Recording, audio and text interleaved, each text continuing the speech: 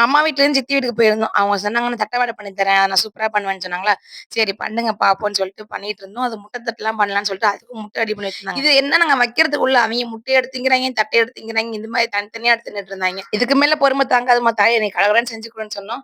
வச்சு குடுத்தாங்க. First green chutney, அப்புறம் ரெட் சட்னி, அப்புறம் பீட்ரூட், கேரட் எல்லாத்தையும் 2 தட்டுக்கு நடுப்புற வச்சு குடுத்தாங்க. பார்க்கும்போது அவ்ளோ அழகு போல இருந்துச்சு. டேஸ்ட்டுமே அல்டிமேட்டா இருந்துச்சு. இத்தன நாள் இத டேஸ்ட் பண்ணாம போயிட்டோமேடா! அப்படிதான் தோணுச்சு. நீங்க சாப்பிட்டுருக்கீங்களான்னு சொல்லுங்க. நான் உண்மையிலே சாப்பிட்டதே இல்ல. இன்னைக்கு தான் ஃபர்ஸ்ட் டைம் சாப்பிடுறேன். என் பொண்ணுக்கும் குடுத்தேன். அவளும் சாப்பிட்டு பார்த்துட்டு சூப்பர்ன்னு சொல்லிட்டா. அப்புறம் அவளும் வாங்கி சாப்பிட்டுட்டு இருந்தா. நீங்க இப்படியே பொறுமையா வச்சு குடுத்தா வேலைக்கு ஆகும்ன்னு சொல்லிட்டு நாங்க எல்லாருமே களத்துல இறங்கிட்டோம். அவங்கவங்களுக்கு வேணுங்கிறத அவங்களே வச்சு சாப்பிட ஆரம்பிச்சுட்டோம். 1/2 கிலோ தட்டங்க வாங்குனது தான் தெரியும். 10 நிமிஷத்துல எப்படி காலியானுச்சுன்னு தெரியல. கடகடன்னு காலி பண்ணிட்டோம். அதுக்கப்புறம் நொறுக்கலாமா, அது நொறுக்கி போட்டு பண்ணுவாங்களாமா.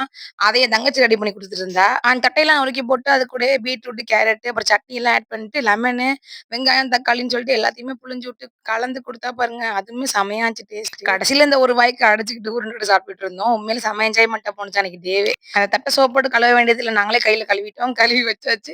நீங்க என்ன வேணா பண்ணுங்க. என் வேலைய நான் கன்டின்யூ பண்ணுவேன்னு சொல்லிட்டு ஒரு ஆள் திரும்ப பூ கட்ட ஆரம்பிச்சுட்டாங்க. இந்த குட்டீஸ்லாம் உள்ள விளையாண்டுட்டு இருந்துச்சு. என்ன பண்றாங்க சத்தமே இல்லாம இருக்காங்கன்னு பார்த்தா, இவங்க 2 பேரையும் கூட்டிட்டு போய் ஃபேஷன் ஷோ கூட்டு வர மாரி ட்ரெஸ் எல்லாம் பண்ணி கூட்டு வந்திருந்தாளுக. எனக்கே ஷாக் ஆயிடுச்சு. நம்ம பையன் தானா அப்படிங்கிற மாரி ஆயிடுச்சு. 2 பேரும் நல்லா ஆட்ட போட்டுட்டு இருந்தாங்க அந்த ட்ரெஸ்ஸ போட்டுட்டு. அப்புறம் எங்க அம்மா ஃபோன் பண்ணிட்டு 10 மணி ஆச்சு நீ வீட்டுக்கு போலான்னு கேட்டாங்க. அப்புறம் ஓடிட்டோம்.